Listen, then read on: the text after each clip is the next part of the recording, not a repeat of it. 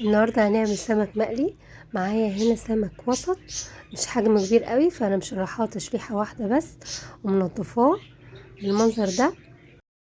ومعايا بردك جمبري انا غسلاه ومنضفاه وشايله منه الحبل الرملي بالمنظر ده. ده بقى هحطه على الرز. ومعايا عصير ليمون وثوم مفروم مع فلفلايه حاميه وملح. البهارات معايا معلقه كبيره بهارات سمك، ومعلقه كبيره كركم وكمون، وربع معلقه جنزبيل بودر، ومعلقه فلفل ابيض صغيره بودره ثوم. والتوابل دي انا هستخدمها مع الجمبري والسمك. هقلبهم مع بعض.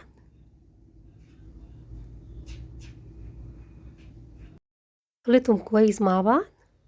انا عايزه اقول لكم التوابل دي جميله وريحتها جميله وبتدي ريحه وطعم للسمك وللجمبري، يعني يا ريت تجربوها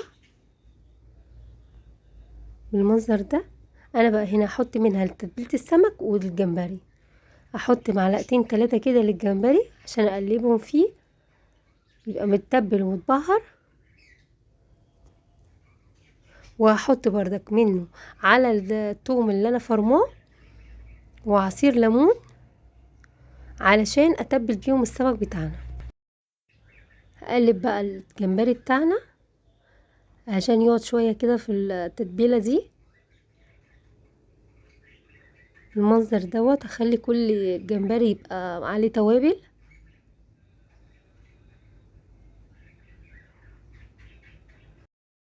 هقلبهم مع بعض كده واسيبهم شويه لغايه ما اجي اجهز حاجه الرز. اقلب بقى تتبيله السمك ديت الخطيره. احط عصير ليمون واقلبها كده مع بعض، وابدا بقى اتبل السمك واحده واحده كده من جوه ومن بره في الفتحات، واعمل له مساج كده من بره كده والتتبيله تغرقه. نفس الشيء اكرره لغايه ما اخلص الكميه اللي معايا. اسيبه بقى شويه كده في التتبيله بتاعته، وابدا بقى ايه اجهز الرز بتاعنا عشان نعمل رز بالجمبري. على النار هحط الزيت بتاعنا،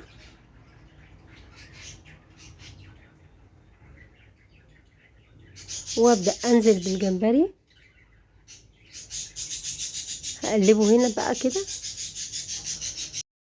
اديله تشويحه كده بسيطه. عايزه اقول لكم الريحه عامله ازاي في المطبخ.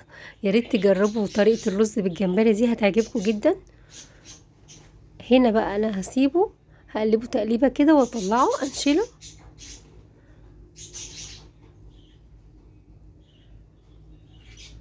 اهوت كده انا خلاص هطلعه لان مش هكتر عليه عشان مش عايزاه يستوي جامد، لسه هيكمل تسويه مع الرز. هنا خلاص معايا كده الجمبري تمام، انا مش عايزه اكتر عن كده. هشيله بقى في طبق بره النار بالمنظر ده كده. بقى هسيبه على جنب، وفي نفس الحله ومطرح تحميرة الجمبري هنزل بالبصلة متقطعة علشان نبدأ نعمل الرز.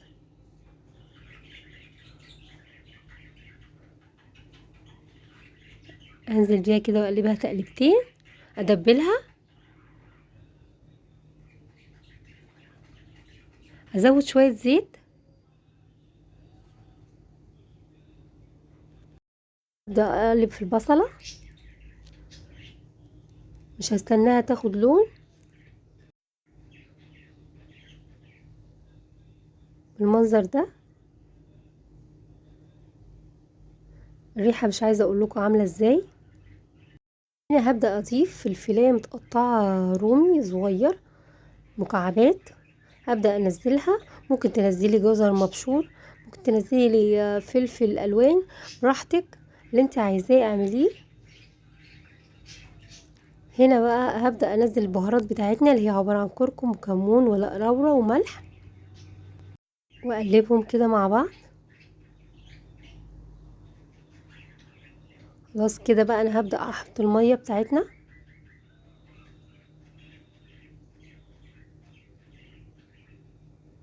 هنا انا عشان عامله كوبايتين رز حبه طويله، مش عامله رز بسمتي، انا عامله حبه طويله. احط لكل كوبايه رز كوبايتين ميه. يعني هحط كوبايتين رز احط لهم 4 كوبايات ميه مغليه، بنفس الكوبايه اللي قست بيها الرز اعاير بيها الميه. ميه او شوربه عندك حطي. كده انا خلاص عايرت الميه بتاعتنا، هسيبها بقى لما تغلي ابدا انزل الرز، اقلبها تقليبه كده واسيبها ما الاقيها تغلي.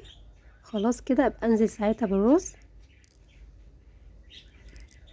ومعايا هنا كوبايتين رز مغسول، انزل بالرز اهو. الرز ده انا غسلاه وحبه طويله، هنزل بقى كده بالميه في الميه بتاعه الرز، انزل بالمنظر ده كده. خلاص تمام كده، انا هسيبه لغايه ما يتشرب وبعد كده نحط الجمبري. اهو معايا اتشرب اهو. دي انزل بالجمبري يكمل سوا مع الرز، وانا موطيه النار ومخليها هاديه، لان خلاص كده الرز اتشرب معانا. هدي عليه النار واسيبه لغايه ما يستوي. وانا هنا محضره تتبيله السمك، كوبايه دقيق مع 3 معالق نشا ونص معلقه بيكنج باودر، والتوابل بتاعتنا كركم وملح ومعلقه توم باودر وفلفل ابيض وجنزبيل كركم. هبدا هنا ابهر الدقيق بتاعنا، هقلبه كده تقليبه مع البهارات دي، بيدي ريحه حلوه برضك وطعم حلو للسمك بتاعنا. اقلبه تقليبه كده حلوه، اخلطهم مع بعض وابدا بقى اغلف السمك بالخلطه الجميله دي، واحده واحده كده اغلفها بالمنظر ده. اغلفها كويس لغايه ما اخلص الكميه اللي معايا. وهكون محضره طاسه على النار. انا هنا حطيت فيها قشر الليمون اللي كنت عصرته في سلطه او عصرته مع السمك، بحطه عشان يضيع ريحه الزفاره. وابدا بنزل بالسمك بتاعنا. على الناحيه التانية انا حاطه الرز يستوي، امشي فيه على طول عشان ما يتكسرش معايا لما ياخد لون من تحت، واقلبه على الناحيه التانية واخلص الكميه اللي معايا. وبكده انا خلصت. تعالوا نشوفوا بقى، بصوا اللي مش عايزه اقول لكم الريحه عامله ازاي. انا قدمت الرز وعلى وشه الجمبري، والسمك معانا هنا مقرمش اهو، وحطيت معاه شرايح ليمون وشبت ومعاه سلطه.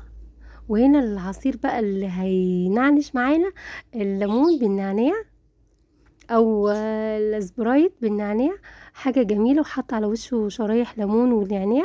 يا رب الوصفه تعجبكم، الف هنا وشفا على قلوبكم.